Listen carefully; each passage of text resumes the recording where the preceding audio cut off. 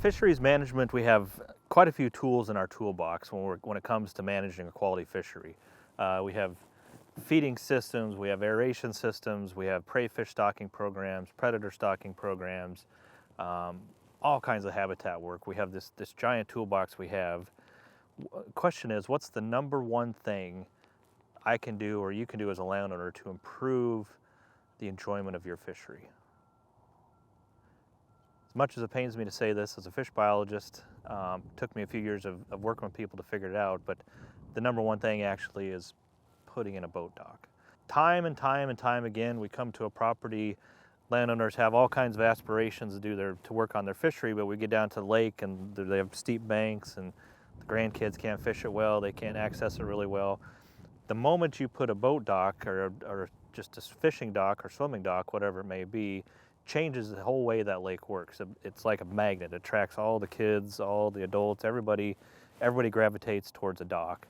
And just the ability to get out and experience, be closer to the lake, usually is probably the most effective thing we can do without even touching the fishery first, to bring up the enjoyment of the fishery. So in your fisheries planning, yeah, we get excited about trophy bass, we get excited about feeding programs and habitat and aeration, all this cool biology, but don't forget about the docks.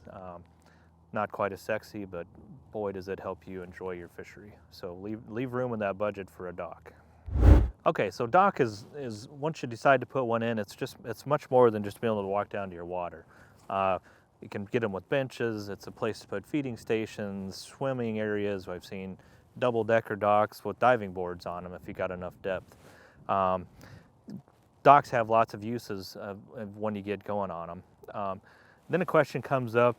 I get asked this a lot. Well, I got such and such lake. We can't put a dock out there. There's only a couple areas. The only challenging part about putting a dock in is if you have a lake that has a lot of water level fluctuations.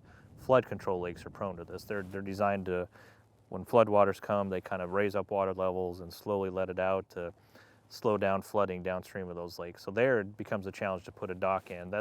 If you're in a case like that, you want to move away from a fixed dock like this one is, and you want to get a floating dock that can go up and down with water level changes. Otherwise, I have yet to meet a lake that wouldn't benefit from a dock or another dock if the case may be, and it's amazing how quickly that changes how that lake's used.